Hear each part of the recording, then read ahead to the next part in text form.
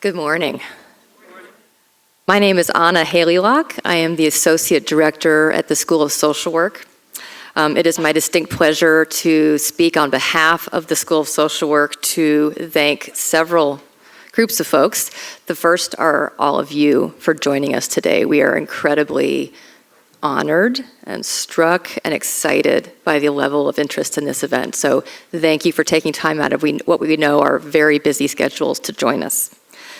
I also want to thank Muthoni and Eric, the two of my colleagues who had the initial idea for this, though all of us at the school have been concerned and struggling with what to do, how to do it, but they had the idea for getting together and having an event like this.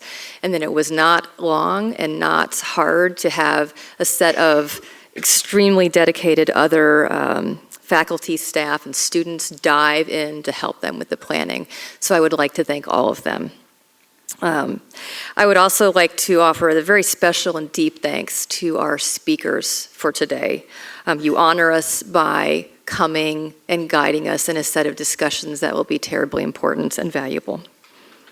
So the focus of today is moving beyond neutrality.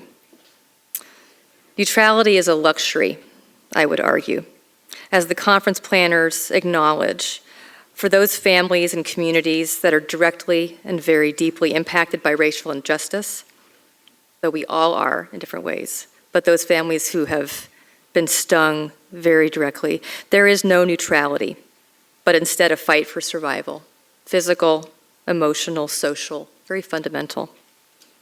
There is no reasonable neutrality when we as social workers bear witness to the suffering of our own clients from racial injustice.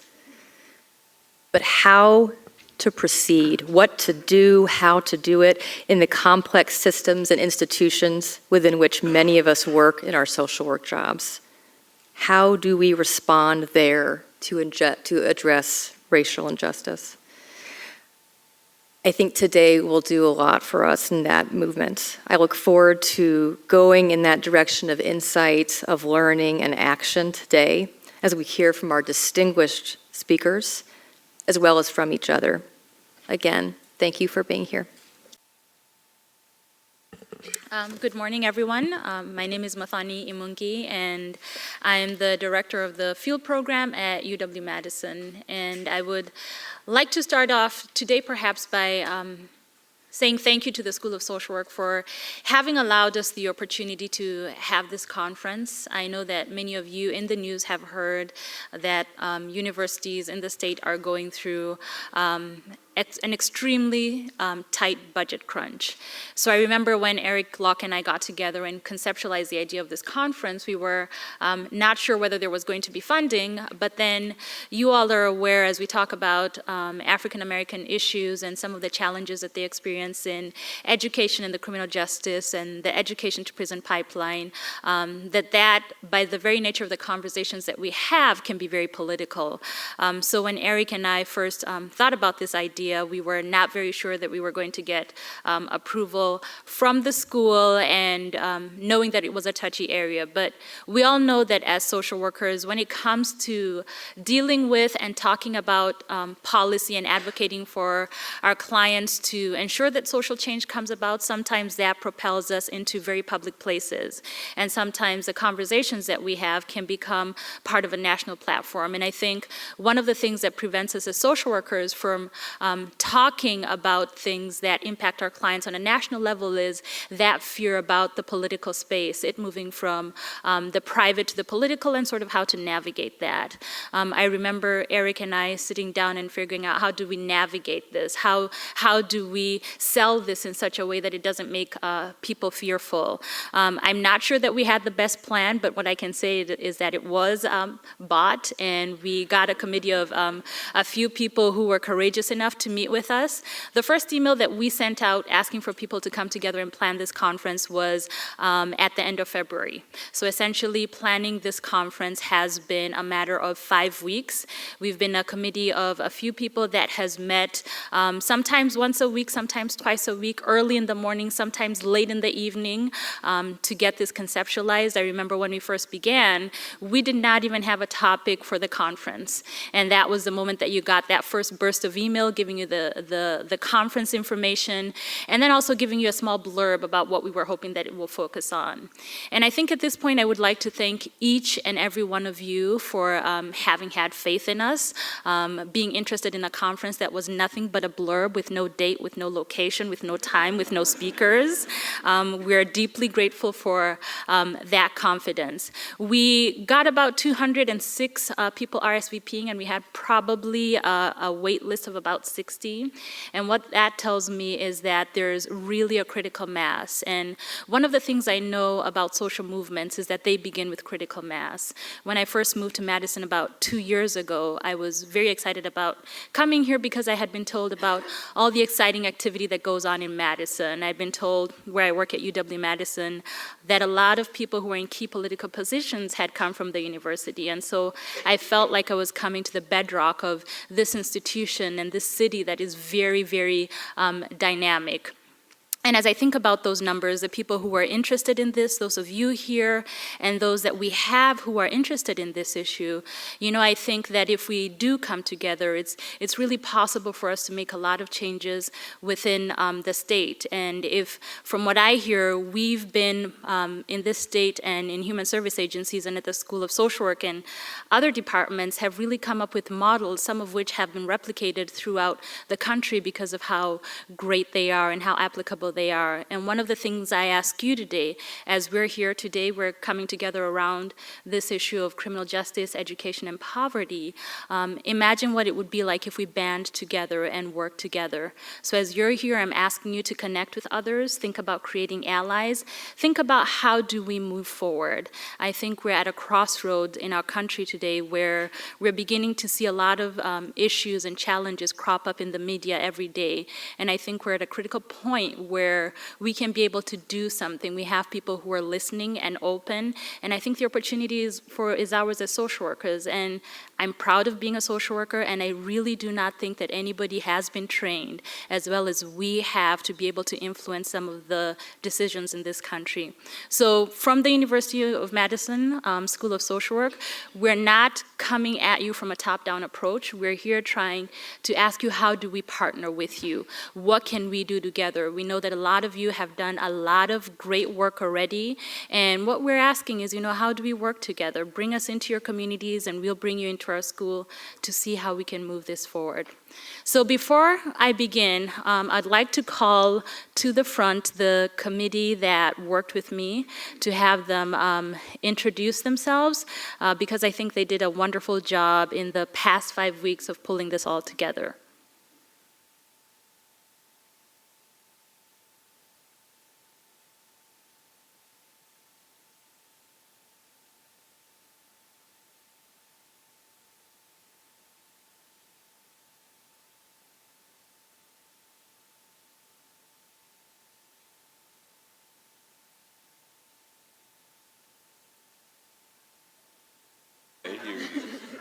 Hi. Hi. Hello. I'm Tally Moses. I'm on faculty here. And I'm Jacob Hannaful, and I am a part-time MSW student graduating in May. Jenny Browngan, one of the faculty at the school. Hi, I'm Eric Locke. I'm on the faculty at the school also. And my name is Jalatifa Joe Myers. My name is Kiana Mefill. I'm a full-time MSW student graduating in May.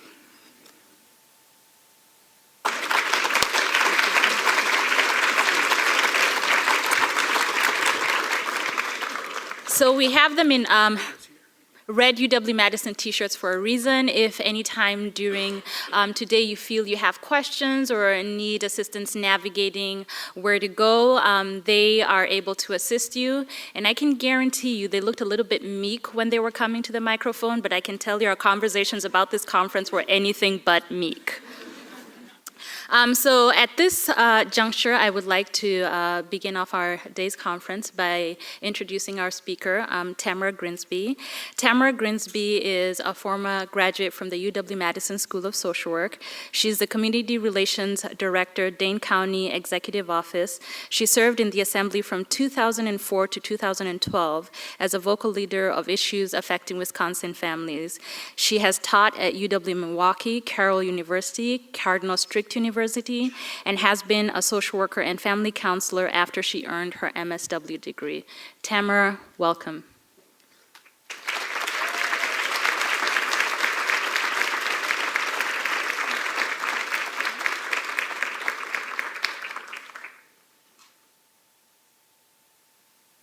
Morning. I need to catch my breath. Completely familiar with the campus around here now as a result of trying to find this building. So just bear with me. First of all, I'd like to thank you for inviting me here today. It's an honor always to speak before social workers. I always say that it feels good to wake up and feel like I'm around my people. And when I say my people, I'm usually talking about one of three groups. Either my friends and my family, either people who look like me, or social workers. And they're not mutually exclusive. So I feel really good this morning starting off my day this way. So again, thank you for having me. I'm really impressed by, now somebody also is going to have to tell me when I need to stop talking because I can take you to 3:45 if you'd like me to. But I believe I have until 10, okay. And I'm also gonna try to get you involved a little bit in that during that time period. I like to always start off when I speak to folks talking a little bit about my background and what brought me to the place where I am today. So I am a James Madison Memorial graduate and lived in Madison through middle school and high school, had some very interesting experiences, very, very interesting experiences, which I'll get into later. After graduating from Memorial, I then went to Howard University, which is the premier historically black college in the nation. I was in the dorm, my freshman year, my dorm room was the same as Debbie Allen's dorm room.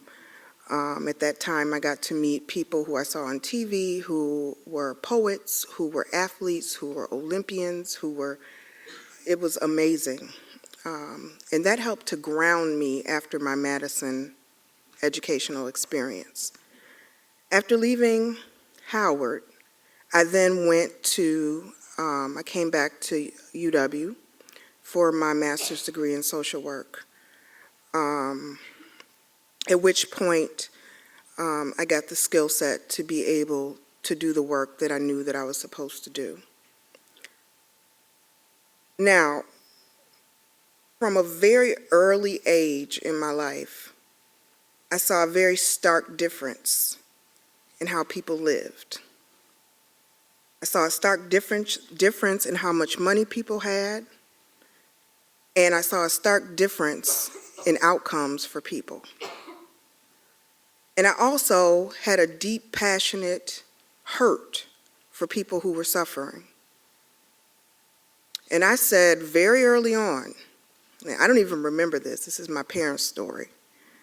I was about 5 or 6. I said, I'm going to do something to change the world. I think I'm just going to have to be president to fix this because there's no other way to do this. And so I went throughout my early years, my formative years, trying to figure out my path for how I could have a voice, how I could make a difference, how I could make changes, how I could do something that would impact the stark disparities that I saw in well-being, particularly among people that look like me and the general population. As I matriculated through high school, it became very evident that there was something that I was called to do.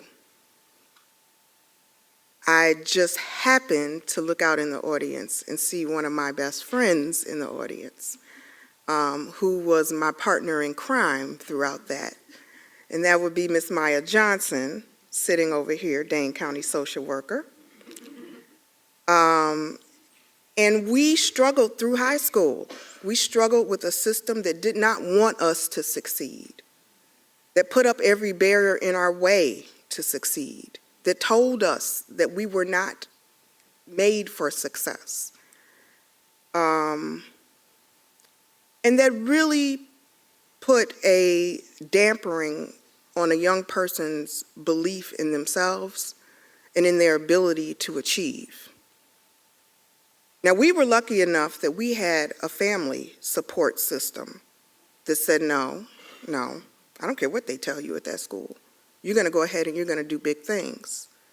But everybody doesn't have that. And we were blessed in that we had that and we were able to achieve. I went on to Howard.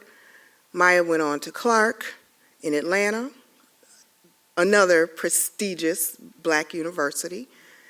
And we succeeded. But so many of our peers and our friends and our family members did not. And that's not okay.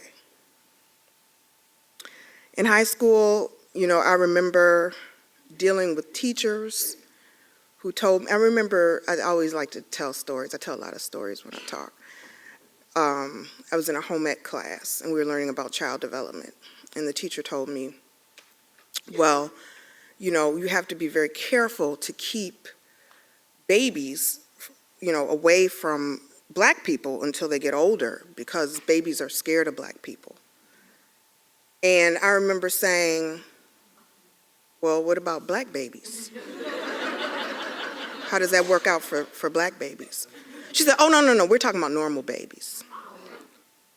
And that's just a glimpse into the everyday type of experiences we had to endure. In addition to being teenagers, in addition to growing and learning and developing and coming into our own, we had to deal with constant messages that we were not normal, that we were not to succeed, that there was something wrong with us. In high school, in addition to the teachers and the counselors, we had the most ridiculous graduation rates. Nothing has changed. I know everyone's all enlightened by race to equity reports, which I'll talk about that as well. But that is nothing new. Nobody was graduating. There was a story that came out in our high school newspaper that said that the average Black GPA is D+. And we knew that wasn't true for us, but that's how it was splashed across the newspaper. And that's how we were seen and that's how we were treated. We had race riots. We had a race riot in high school.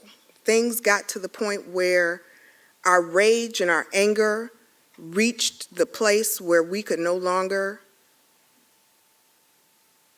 hold in the emotion that we felt as young people who wanted to do something, who wanted to achieve, who wanted to reach the American dream just like everybody else. But for some random reason, I don't know, being Black, we weren't expected to be able to do that. So once I graduated from high school, my parents said, yeah, we're gonna get you out of here really quickly.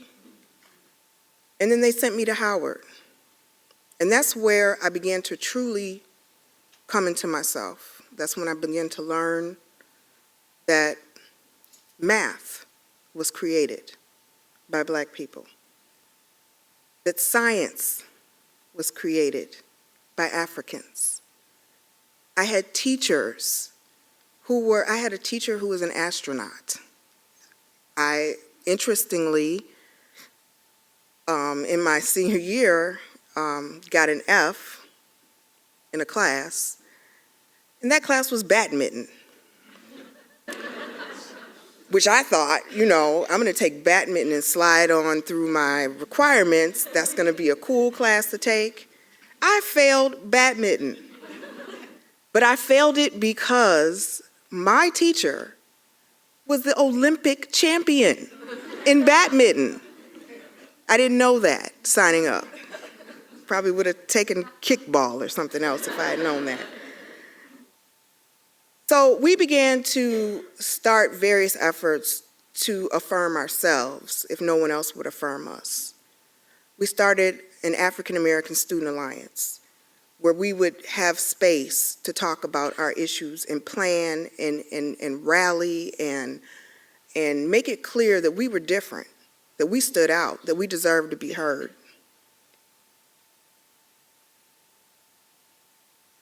Then after going to Howard and living in DC for a little while, I came back here because I said, I need some more paper. I need some more letters behind my name, I think. This bachelor's degree in psychology is not paying the bills very well. And not that the MSW did much either, but I didn't know that at the time. And so I decided I wanted to come back and get my master's. So I came back home and came here to UW and got my master's degree. And that's where I was able to bridge the gap between my experiences, my passion to do something, my need to serve, with the skill set, the knowledge, the insight, the critical thinking skills that I needed to pull it all together. And I'll be eternally grateful to this institution for providing me with that.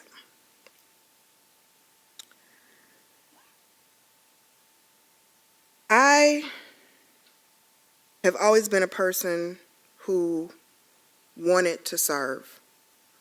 I wanted to serve. I wanted to make the world around me a better place. And it took me a journey to go through to get to a place where I could contain my anger and my rage about what I saw going on around me and be able to channel that into effective change. I saw a quote, and it kind of sums up exactly what happened to me.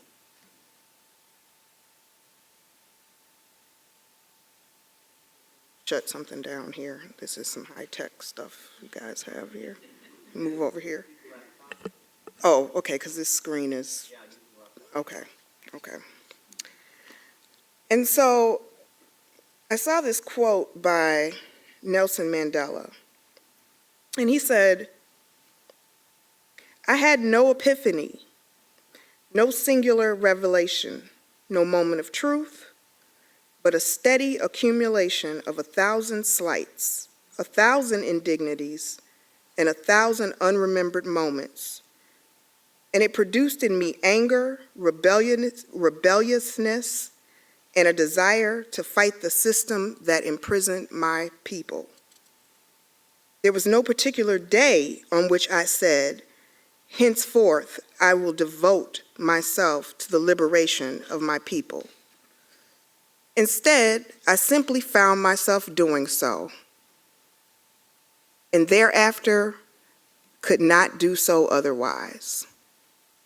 And that's what drives me. I got the right stuff. I got the experiences. I got the hurt. I got the pain. I got the blessing of being born Black.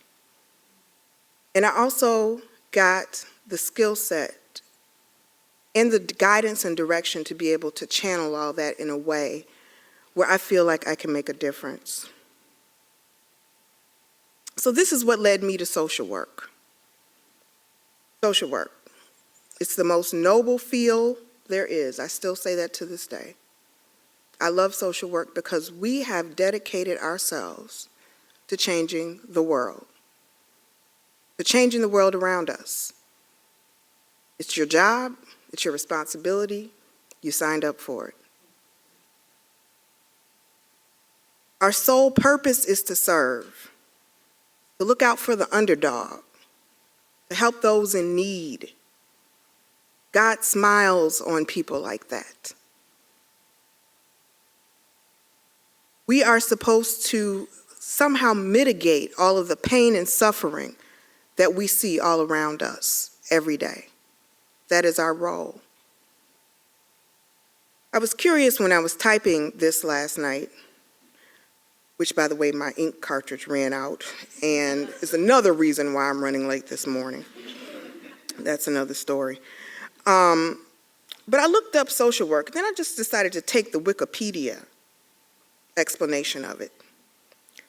And it said social work is a professional and academic discipline that seeks to improve the quality of life and subjective well-being of individuals, families, couples, groups, and communities through research, policy, community organizing, direct practice, crisis intervention, and teaching for the benefit of those affected by social disadvantages such as poverty, mental and physical illness or disability, and social injustice, including violations of their civil liberties and human rights. The profession is dedicated to the pursuit of social justice and the well-being of oppressed and marginalized individuals and communities. I think that sounds pretty cool to be a part of that field, where that is the mission. That's where I want to be. So now, I want to get real with you for a minute. I want to talk to you. Can we talk? So, the last part of that sentence says, dedicated to the pursuit of social justice and the well-being of oppressed and marginalized individuals and communities.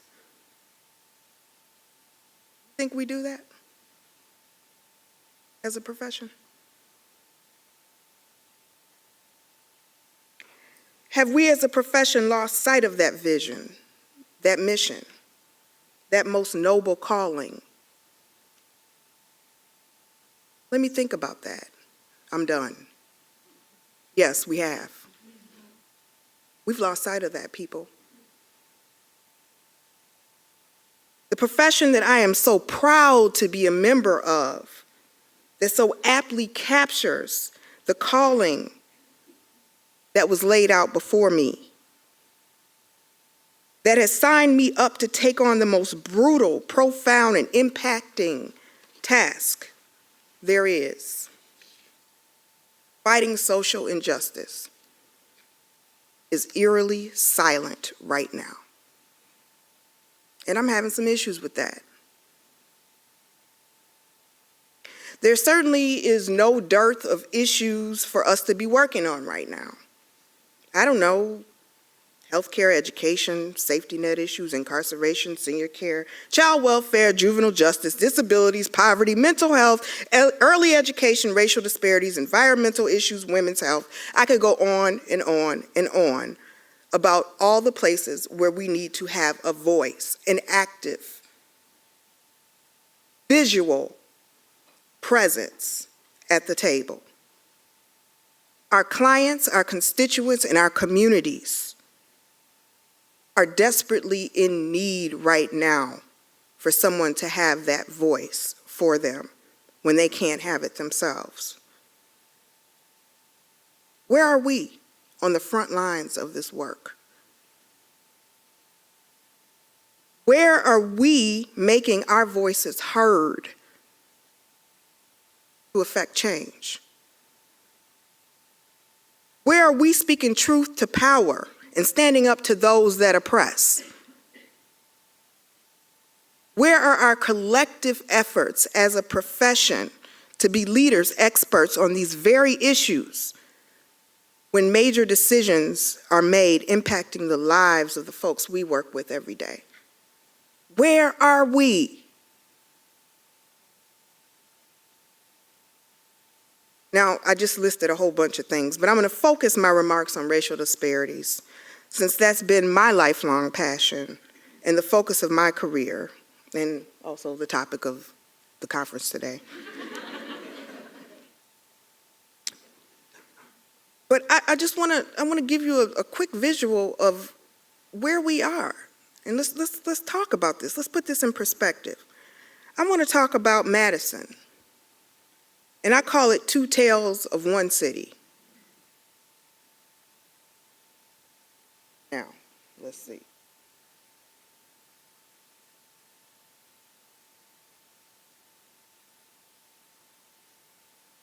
I need help on the technology end. So, yes, I came back to Madison partly because a lot of things were happening in my personal life, and I knew that Madison offered the best quality of life. It's a great place to live, there's no question about it. And every 90 minutes you hear about we're the best place for something or other. We're the rated best city for young adults. We're the most educated city in America. We're the city with the best job market. Top 10 best city to raise a family. Top 5 happiest cities in America. Who wouldn't want to live here?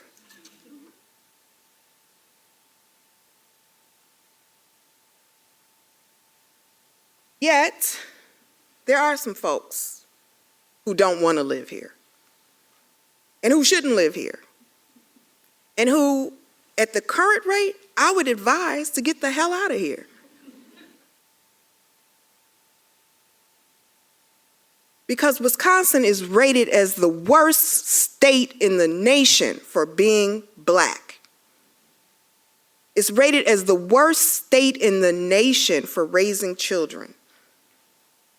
And it's rated as the worst state in the nation for being incarcerated and black. Madison and Dane County hold the dubious distinction of having the worst racial disparities in the state and in most cases in the nation. I'm just going to show you a few examples.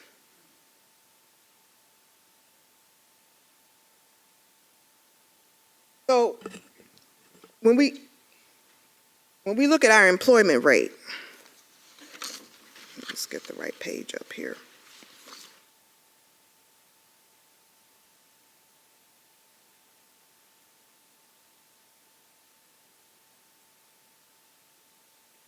So, and this is based on 2010 census data. There have been some changes.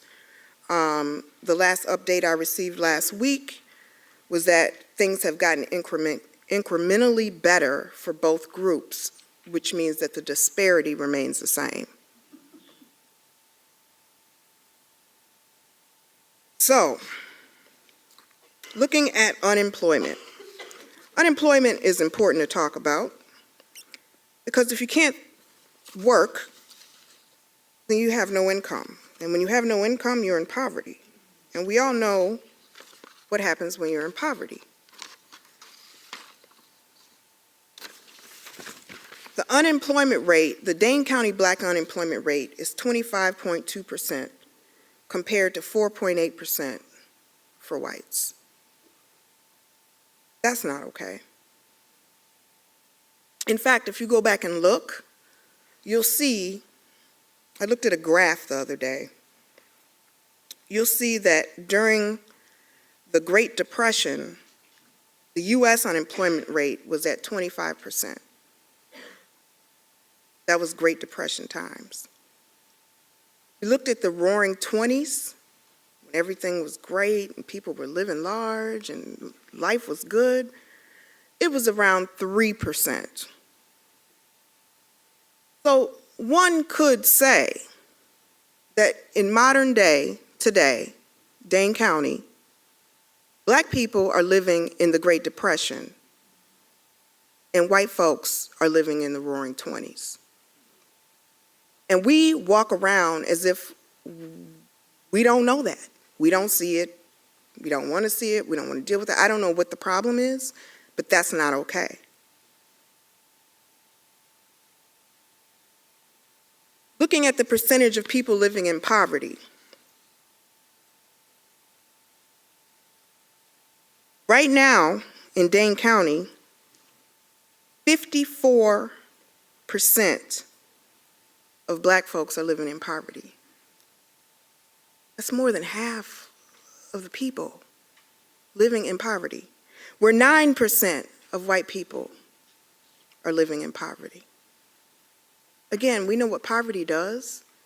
We know the impact that poverty has, all the problems that poverty brings. We want to talk about crime. We want to talk about health care. We want to talk about mental health, educational achievement. We want to talk about any of those things. We have to look at poverty and look who's living in poverty. So what do you think those outcomes are going to be and how they're going to shake out differently for different folks? This is the one that really bothers me.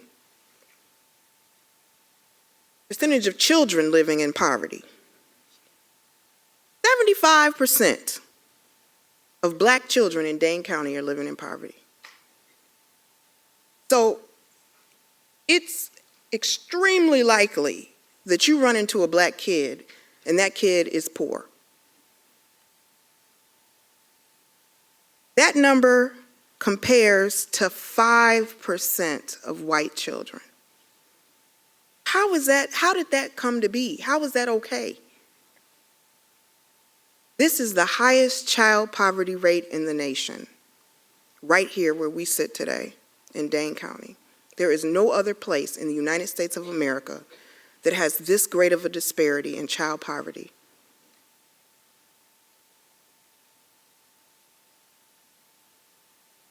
Median household income in Dane County. I'm focusing on Dane County numbers because that's where I work and easiest access to the information. So for a black family in Dane County, the median household income in 2011 was $20,664. The median household income for a white family in 2011 in Dane County was $63,673. If that's not stark, I don't know what it is. And the other thing that I want to say is the reason the other graphs are up there is to compare how bigger jurisdictions are doing. So statewide, you'll see that that disparity is not as large. And nationally, you'll see that it's nowhere near as large. But something is happening here in our liberal Dane County.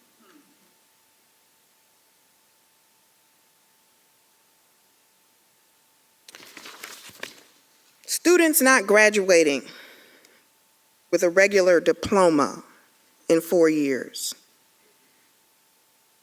Well, that's 50% African American students not graduating. What can you do without a high school diploma? What can you really hardly do with a bachelor's degree? But to not even be a high school graduate, 50%, what is the prospects? What is the future for a group of people where only half of the folks have a high school diploma, compared to 16% of the non-Hispanic white population? Now these numbers are, there's been some updates, but I'm still using 2010 census data. I know I have another expert in the room who can speak to this. Be Mr. Johnson, one of my other colleagues who has joined us today, Andre. Our juvenile arrest rates per 1,000 juveniles, 469 for blacks, 77 for whites. So guess what happens when you're in the juvenile justice system without any intervention? I think you know. Simply just slide on over to the adult system and all the issues that come with that once you're a part of that system. You never escape that system, by the way, like ever.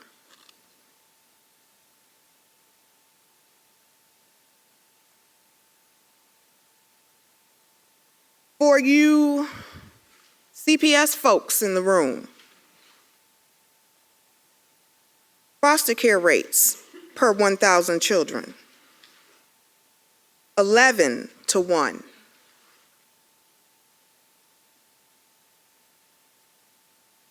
That's not okay. So 1 child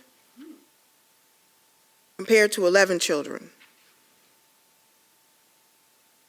And that's per 1,000, so obviously we're talking about huge numbers.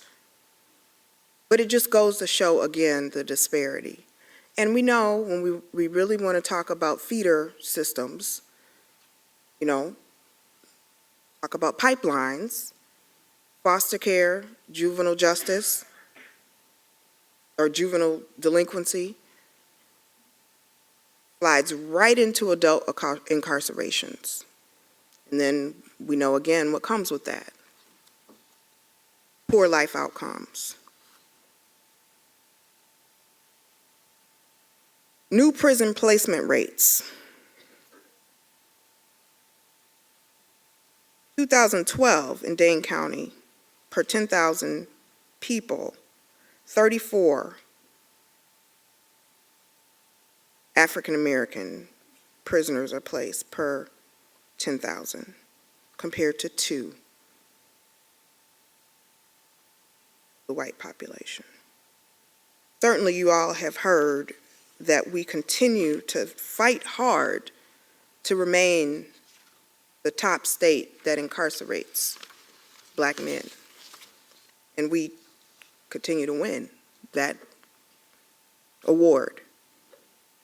We incarcerate more Black men in Wisconsin than any other state in the nation. That's another conversation for another. I have a whole different speech on that. But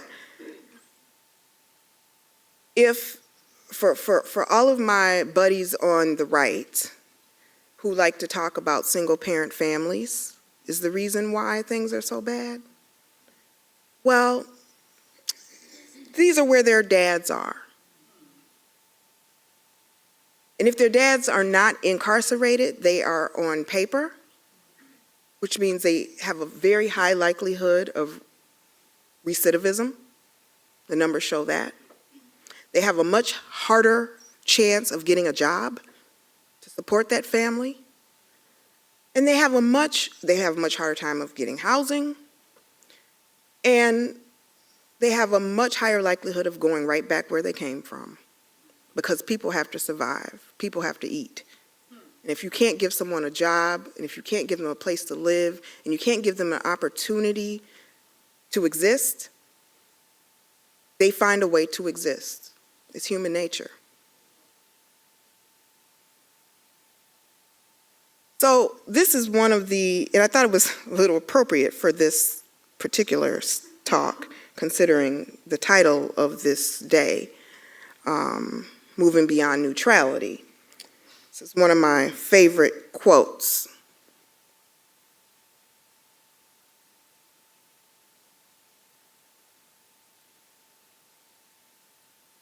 The hottest place in hell are reserved for those in times of great moral crises.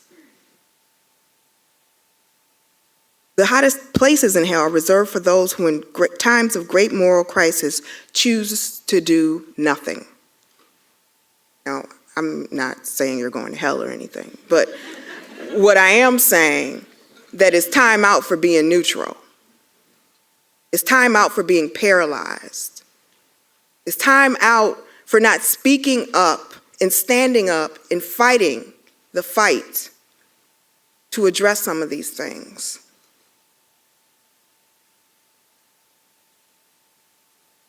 And I always end by just asking people if they would please just be willing in whatever capacity you can to take a stand. Now, obviously, you know, and I have so many numbers, I could put you to sleep. That was just a sampling. But the numbers are deplorable. They're morally unbalanced, and they're embarrassing. But see, I don't have the luxury to sit behind my desk and hope that these things go away. Because these are impacting my family members, my friends, the people who come after me. I have a responsibility to do something to change this. And so do you. And so as we talk about the idea of neutrality, you know, remaining neutral is not taking a stand. Remaining neutral and watching from afar just simply aligns you closer with the oppressor than it does with the oppressed. Desmond Tutu said something that speaks to this. He said, if you are neutral in situations of injustice, you have chosen the side of the oppressor. If an elephant has its foot on the tail of a mouse, and you say you are neutral, the mouse will not appreciate your neutrality. Doesn't matter. You have to take a stand. And as social workers, we have to do better. We have to be the change we want to see in the world. We hear that quote all the time, but it's real.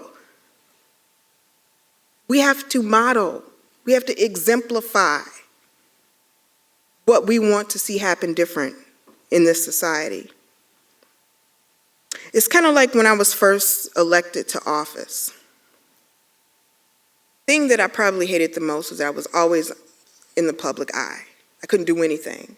I couldn't even like run to the grocery store with a really super bad hair day and not run into people, go out to eat, people not coming up to me talking about their issues, and you know, the paper wanted to know why I was eating here because this was a Republican eatery, or I mean, it was just it was outrageous. I couldn't do anything. It even came down to a point where I was in a hospital bed, fighting for my dear life, on my deathbed, and came to consciousness with a news camera in my face. And I was bitter and I was angry, and I said, this is not okay. I need my space, I need my time, I don't like this, this isn't working for me. And then I had to have a little talk with myself. I do that a lot. People think I'm crazy. But I said to myself, self, get over it. You signed up for this job. You signed up for this job. So you deal with what comes with it, and you keep it moving.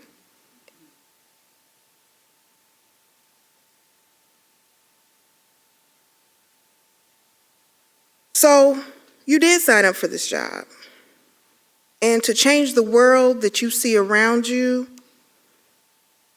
to be the moral conscience of a city, a county, a state, a nation that is clearly in need of a moral conscience, do your job. Put your big girl pants on and do the work. If you want to sit on the sidelines and sit behind your desk and go home at 5 o'clock and not absorb anything, all of the social injustice that's happening around us every day, then you need to get another job. Sorry. We don't need you. Because you're not helping. You're not changing. You're not working.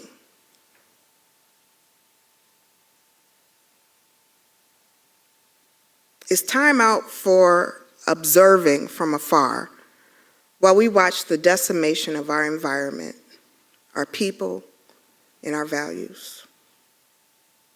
And if social workers don't fight the good fight, then who will? I was the only social worker in the legislature during my time there. And it became overwhelming because I was the one dealing with issues as the department dealt with child welfare, anything that had to do with children, families, criminal justice, it was all me. They always say, well, Tamara, Representative Grigsby down there, that's her thing. Because everyone else was too busy focusing on whatever their specialties were. I needed some allies. And none of us can do this alone. but we have to step out and start somewhere. So this is not to say at 3:45 you should go out and start a revolution on University Avenue, revolution. It's not to say that you should go lay down in front of traffic, tomorrow morning. It simply means that doing your 9 to 5 alone is not cutting it at a time when the world so desperately needs us to fight the good fight, so desperately needs us to be warriors, and needs us to be on the front line for the little guy. Sitting behind your desk and listening to your client on the couch is not going to produce the magnitude of change that we need right now. And this is not a slight to micro-level social work. Please don't get me wrong. It's absolutely necessary, and we could not exist in a civilized world without it. There has to be somebody to help people one by one as they fall, and to help get people back to the place where they need to be so they too can be fighters. I deeply value all levels of social work.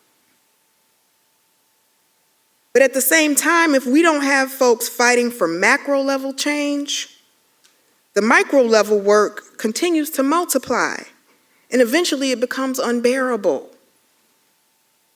You can put as many Band-Aids on a person you need to in order to stop the bleeding, but at some point, somebody's going to have to go in and figure out why they're bleeding in the first place.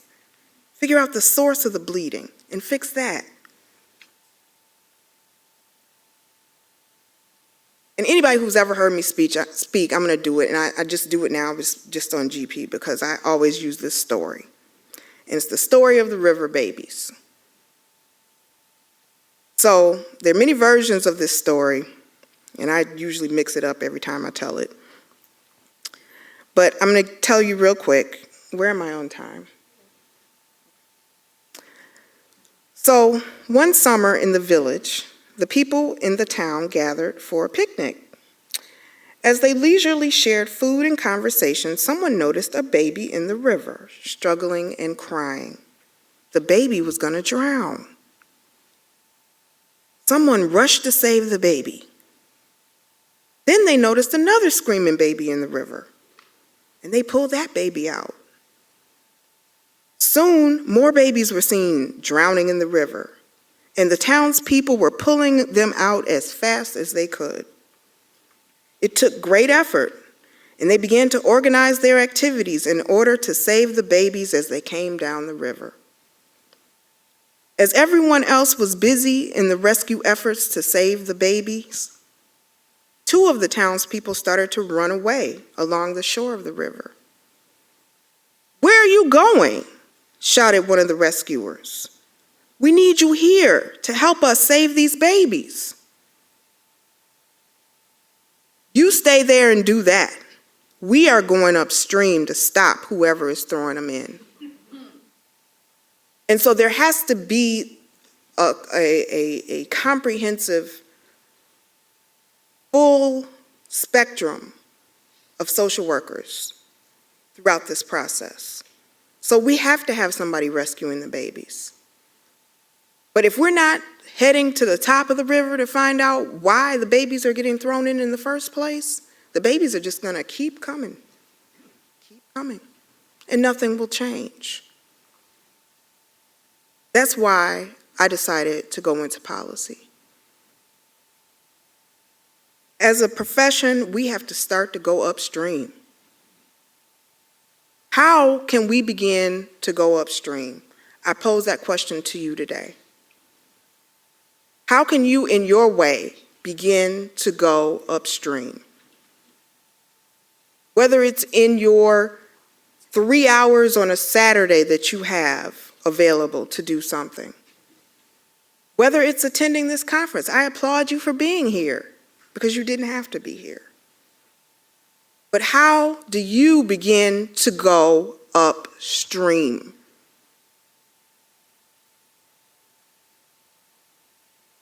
We have to be at the table when major decisions are made about us, are made about our clients, the people we represent, the issues we care for, because we are the experts on those areas. We don't give ourselves enough credit for being the profession that has the sole expertise of people, but we are. And we need to let our expertise be heard.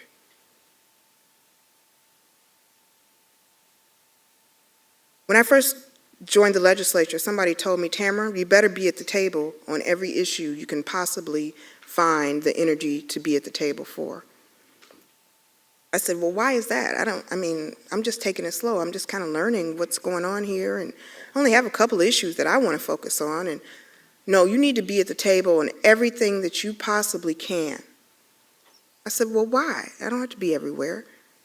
He said, well, then don't be at the table. He said, but I'll tell you this. If you're not at the table, you're on the menu. So you choose where you would like to sit. So for the School of Social Work, this must be a major focus. It must be a major focus. We need to have an explicit focus and value and a mastery of advocacy, an awareness of social injustice. And I know that it's covered, and there are a couple classes, and if it weren't, and I always say this, if it weren't for Dan Meyer, I would not be standing here today. I hated this class. I hated it. But by the time it was over, I was like, that's what I'm gonna do. That's what I'm gonna do. So, we have to do better at getting our students to understand and value and put this at the forefront of their mission. Yes, their daily work may be to work with people on an individual level. Their vision has to be to change the world around them. Advocacy must be on par and just as important as active listening skills, or human behavior in the social environment, or any of the other required social work classes that are taken. Advocacy and social change must be woven into everything that we speak. For students, I say take this time to involve yourself into every social justice movement that moves your soul. Whether it be environmental, women's health, racial disparities, elections, whatever it is that you want to do, now's the time to do it, because you have a bit of freedom for some of you. I know not all of you, every student has a different story, but you have a little bit more room before you get settled into your career to explore those things and to learn how to get involved and to learn what's going on in the world around you. Throw yourself out there before you get a chance to start sipping the 9-to-5 Kool-Aid. Professionals, you also have to join movements, attend rallies, follow what's happening in the streets, read the papers, go talk to communities. At the very least, join listservs. There are so many listservs that'll tell you what the issue is, when it's going to come to a head, when you need to go and testify somewhere, or write a letter, or show up at a march, there are so many things that we could do just the most minute way to begin to move how we operate as social workers. And for all of us, I would say continue to put yourself in uncomfortable situations. Put yourself around people and in neighborhoods that you wouldn't normally go to. It fascinates me in Madison that it really is two tales of one city. When I spend time, social time, with my white friends and colleagues, there are a totally different set of things we do, places we go, places we eat, activities we're engaged in, and we never, ever would have any reason to happen upon Allied Drive, or really be going down Park Street. You can get around that too. Or end up over on Darbo, or any of those places. It's so easy to not ever have to see it. Now, when I go home with my people, that's where they are. And it's the same experience there. They have no reason to be going to the Overture Center or hanging out on State Street or going to the Willie Street Co-op, because they are in their environment, struggling and fighting to live every day. And those two environments never, ever interact. And so we continue to have these two very different realities about what life is like for our neighbors. And somebody has to deliberately work to change that. Put yourself in uncomfortable situations. Also, part of that is getting over yourself. Get over it. This is hard for me to say. I don't like it. It's uncomfortable. I've never been one to let that stop me. Get over your guilt. That's not doing anybody any good. If somebody feels guilty because somebody's in a situation that, they're not in and they have privilege, and okay, fine, we acknowledge that. Now what are you going to do about it? Get past it. It's not helping. Paralysis isn't doing anything. Get over yourself. Get over I'm not a racist. If one more person says that to me, I'm going to lose my mind. I didn't say you were a racist. I never would say that you're a racist unless you just do something outrageous and require that I say that. But, no one said that. But the reality is that we live in a racist society. And people are affected by racist actions. And until we can be a part of saying, I'm not a racist, but I realize that racism is real, and I'm going to be a part of doing something to change that, then you're in a state of paralysis. The guilt, the I'm attacked, I'm racist, get over it. Put on your big girl pants. Get over it and do the work.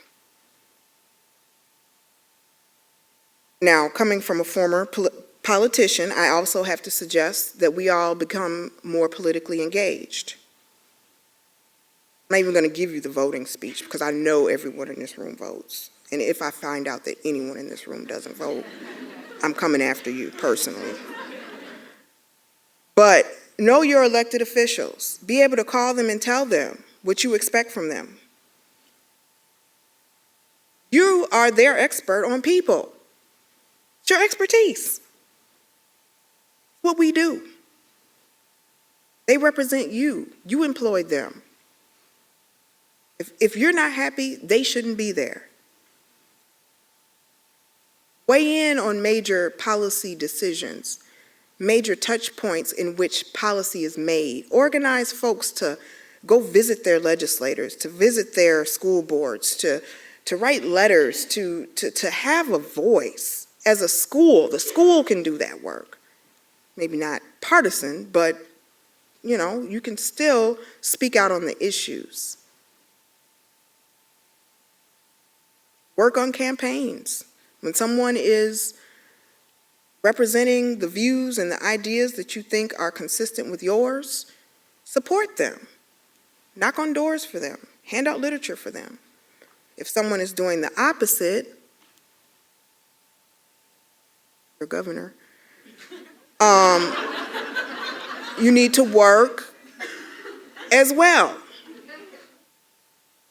There's no reason that man should be in that building. That is unacceptable.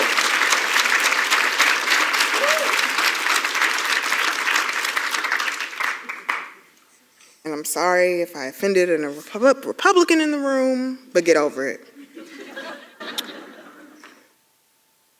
You're either at the table or you're on the menu. And we have to remember that at the end of the day. So people always tell me, Tamara, you know, you can't change the world. You have this pie in the sky ideal that you can change the world. And actually somebody said that to me a couple weeks ago. You think you could change the world? You can't change the world. Nothing is going to change. Things are so da-da-da-da. And I looked at him. I said, boo, I already have. I already have in my small way. And I will continue to. And the time that you just wasted your breath in the last 10 seconds of my life that I'll never get back, you could have joined in my efforts so that we could multiply our efforts to change the world. Instead of telling me what we can't do, let's talk about what we can do. Because we can. I believe that. I'm an idealist. I believe that change can come through people who really care. And I believe that it's really true that the arc, I always get this quote wrong, but you know where I'm going with it. The arc of the moral universe always bends towards justice. Eventually. Doesn't feel like it right now, but eventually, what's right comes to be. We're on the right side of history. We're on the right side of the universe. And we have to claim that and own that and act like it. When we come together to do our small parts, the possibilities are breathtaking. One of my favorite African proverbs is that when spider webs unite, they can tie up a lion.